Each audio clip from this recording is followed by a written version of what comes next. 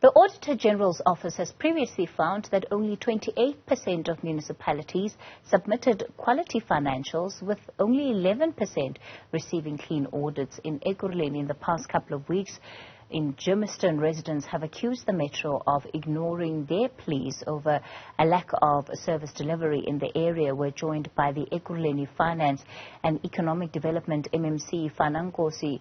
Mr. Nkosi, good evening. Thanks for your time. Of course, we had a couple of days where the streets of Ekurhuleni in some parts brought to a complete standstill over concerns about service delivery, including the issue of the high cost of electricity. What have been the interventions since then by the officials? Good evening, Kathy, and good evening to the listeners as well. It has been a challenging few months, but we have everything under control. We only had our financial year starts the 1st of July. Where we have a couple of interventions to deal with service delivery, that we deliver the budget in the 1st of July.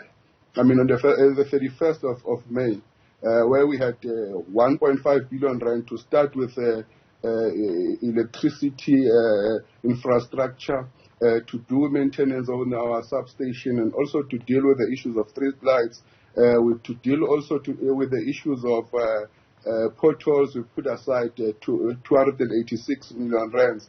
If you have seen the mayors being all over the place, together with the mayoral committee every Friday, making sure that we deliver on our promises, and every day we make sure that our official account and they use the budget as we promised the resident of Ekurhuleni that we're going to be delivering on our mandate. And that's all fair enough, Mr. Nkosi, but the big question by residents was what the city was going to be able to do in order to accommodate the concerns that they had been raising, including the need for increased subsidies where electricity is concerned. Have you been able to resolve that issue? Yeah, we are. Once again, Casey, we are guided by National Treasury on what free basic services we can offer.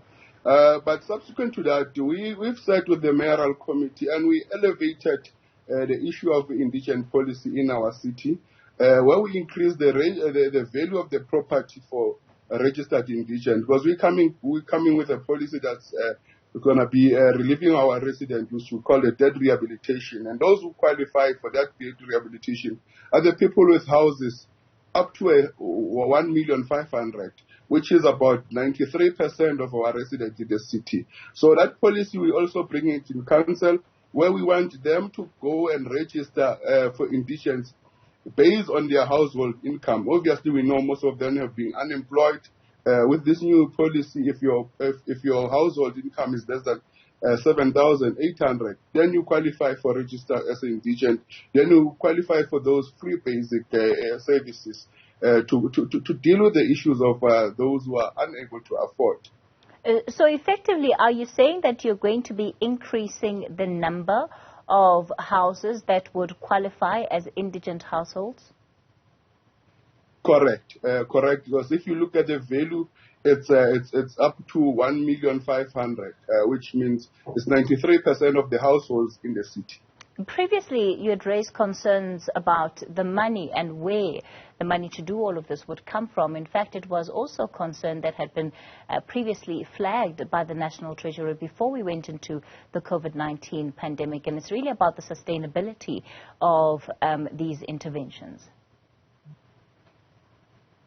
Yeah, we have budgeted 4.5 billion rand to deal with the issues of indigents. Our indigent list is very small, and we know that a lot of people have been hard hit with COVID-19.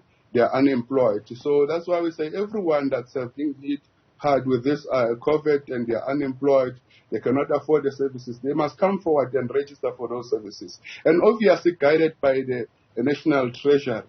We are also writing a letter to National Treasury saying that the National Treasury must also understand that our people are hit by this economic condition in South Africa.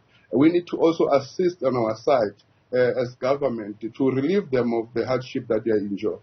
Are you taking residents along the journey and keeping them updated with what you are doing? Because that also was a big issue, that there was very little communication from officials to residents on some of the issues they've been complaining about.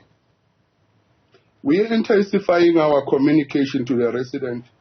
In my department as finance, we have what we call open days. We'll be intensifying those open days. We've started already when we were in Chembisa, when the mayor announced that we're doing the open day. We started then. We're intensifying it. Every week we are out from a Friday to Saturday with our open days in different customer care centers where we educate our people of our offers in the city. So we have intensified our communication through the open days and also on our websites and on radio. All right, let's leave it there for tonight. Ekurhuleni Finance and Economic Development MMC, Fana, Nkosi.